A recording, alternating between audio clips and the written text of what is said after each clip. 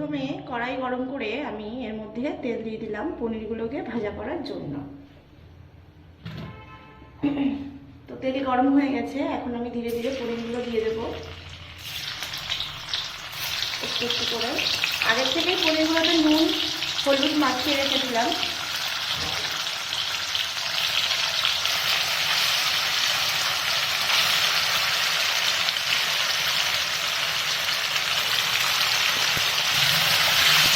এবার ধীরে ধীরে আস্তে আস্তে নাড়বো।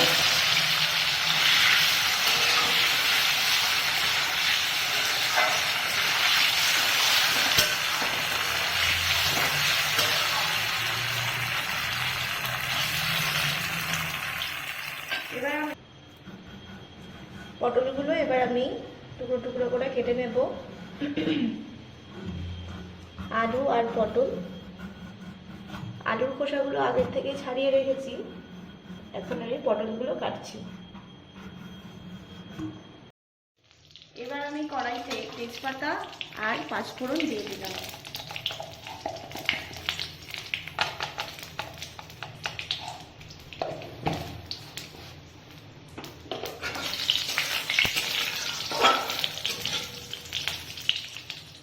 তারপর এই যে আলু আর পটল দিয়ে দেবো।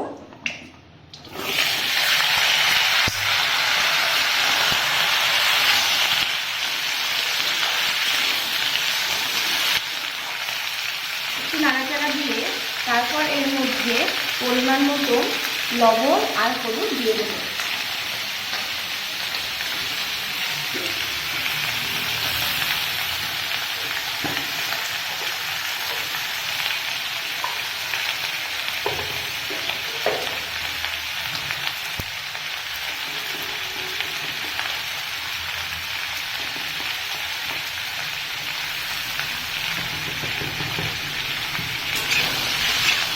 নাড়াচাড়া করবো করে তারপর ঢাকা দিয়ে দেবো।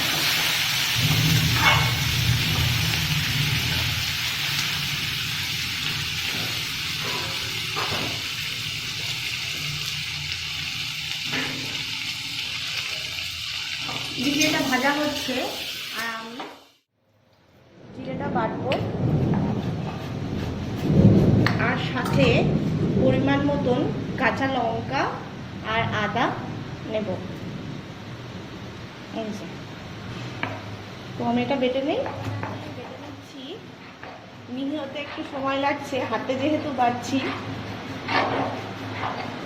জিরে আদা কাঁচা লঙ্কা বাটা, পটল আর আলু দিয়ে এই যে মশলাটা দিয়ে দেবো, দিয়ে নাড়াচাড়া করবো।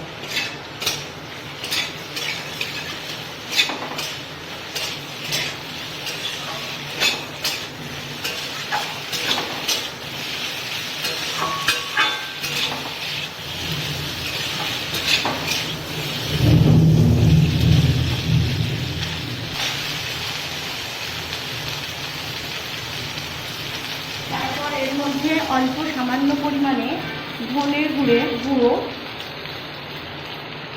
দিয়ে দেবো।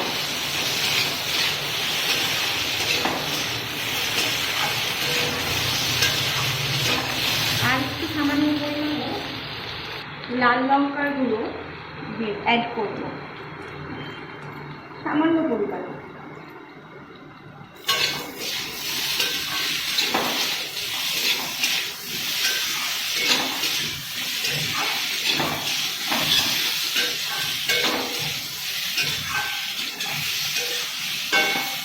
আলুগুলো সিদ্ধ হয়েছে কিনা দেখবো, এখন একটু হবে। তো সামান্য পরিমাণে জল দেবো।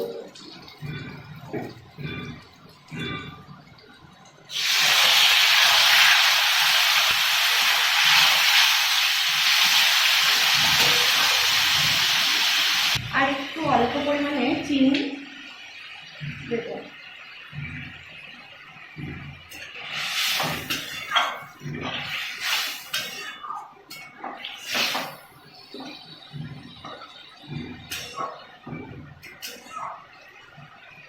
ঝাল বেশি হয়ে গেছে কিনা ওই কারণে অল্প করে চিনি দিয়ে দিলাম। এবার চাপা দিয়ে রেখে পরে আবার একটু সামান্য আলুটা হবে।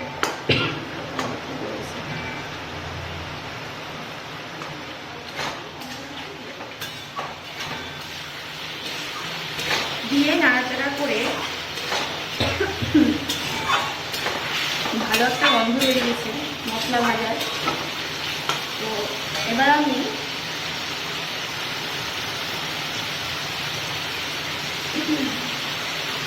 পনিরগুলোকে ভেজে এর মধ্যে পরিমাণ মতন জল দিয়ে দিয়েছি, যাতে করে পনিরটা নরম হয়, ভাজার পরে শক্ত হয়ে যায়। তো সেই কারণে জলের মধ্যে ভিজিয়ে রেখেছি। তো জল শুদ্ধই দিয়ে দেবো এটা।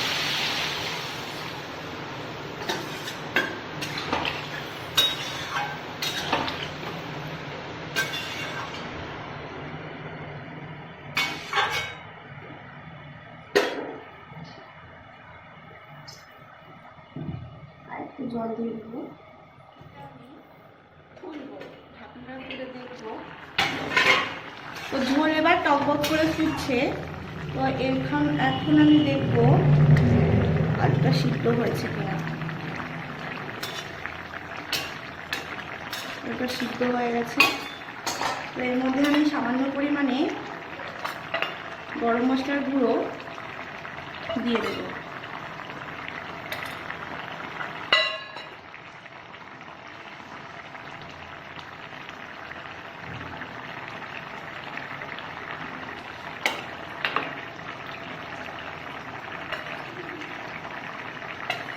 আর একটু ঘি দিয়ে দেবো।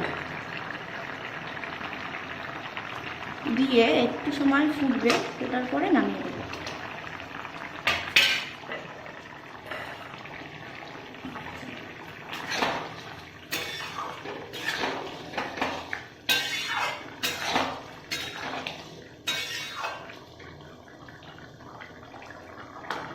হয়ে গেছে।